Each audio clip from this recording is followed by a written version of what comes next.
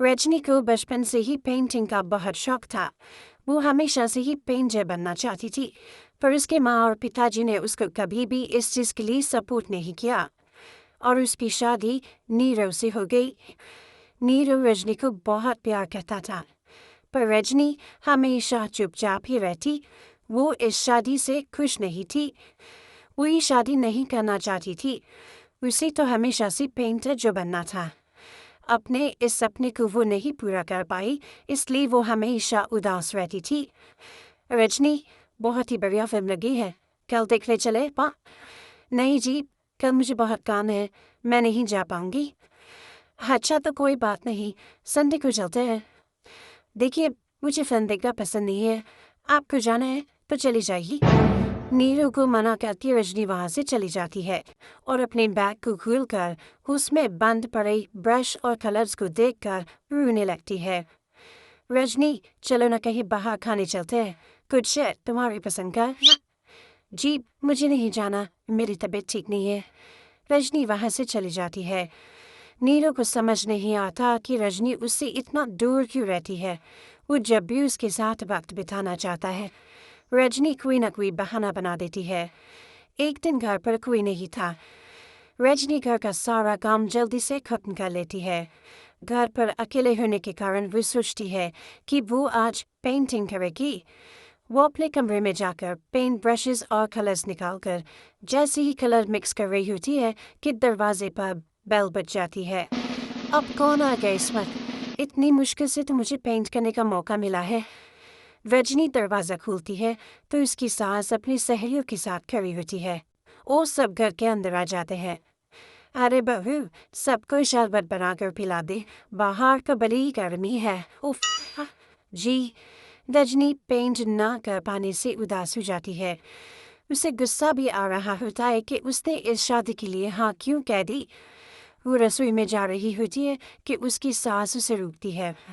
बहू, सबके खाने का भी इंतजाम कर लेना, आज का लंच तो ये सब यही करेगी। हाँ। रजनी बिना कुछ कहे रसोई में चली जाती है, सबके लिए खाना बनाती है। सब खाना खाते हैं और रजनी घड़ी देखती है कि ये सब कब जाएंगे ताकि वो अपनी पेंटिंग कर सके। जब शाम होती है तब सब चले जाते हैं अपने घर। अरे बहू, सब तेरे खाने की तो बहुत तारीफ कर रहे थे, सबको बहुत अच्छा लगा खाना। आपको मुझे सुबह बताना चाहिए था ना कि आपकी सहेली आ रही है। पता भी है कितना वक्त लगा सारा खाना बनाने में। अरे बहू, तू ऐसे कैसे बात कर रही है मुझसे?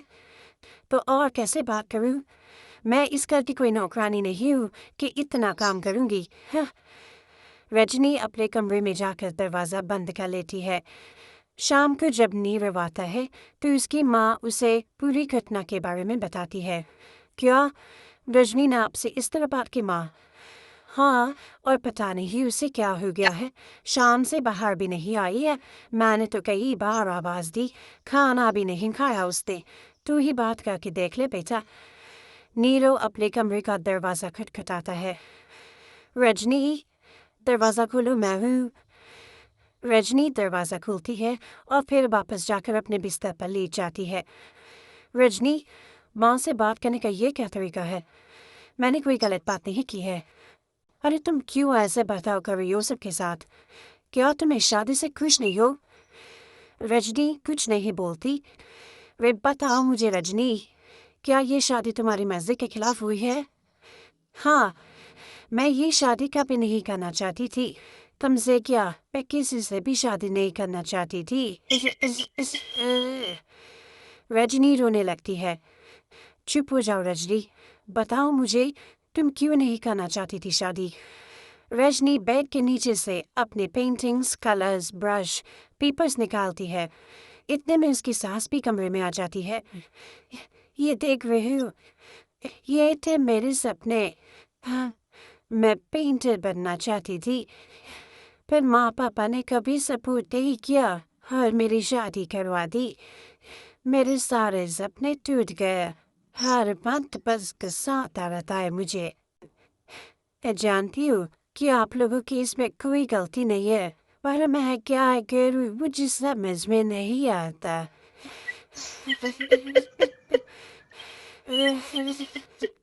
रजनी फूट फूट कर रोने लगती है। मुझे माफ कर दीजिए, आप दोनों के साथ मैं बहुत बुरा बर्ताव कर रही हूँ। अरे रजनी बेटा चुप हो जाओ तुम। नीरव पानी लेकर आता है, ये लोग पानी पियो और शांत हो जाओ। रजनी पानी पीती है और उसकी सास पेंटिंग्स देख रही होती है। अरे नीरव, हमें तो पता ही नहीं था कि हमारी बहू कलाकार है। अरे कितनी अच्छी पेंटिंग्स बनाई है, देखो तो। ये वाली तो मैं अपने कमरे में ले जाऊंगी। आपको ये पेंटिंग्स अच्छी लगी? अच्छी नहीं, बहुत अच्छी लगी। और तुमने हमें बताया क्यों नहीं? तुम जब चाहे पेंटिंग कर सकती हो रजनी। हम तुम्हारे सपनों को पूरा करने में तुम्हारा पूरा साथ देंगे। हाँ बेटा, हम कला की कद्र करते हैं।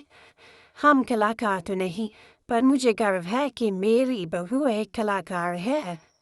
रजनी, नीरव और सास तीनों हंस पड़ते।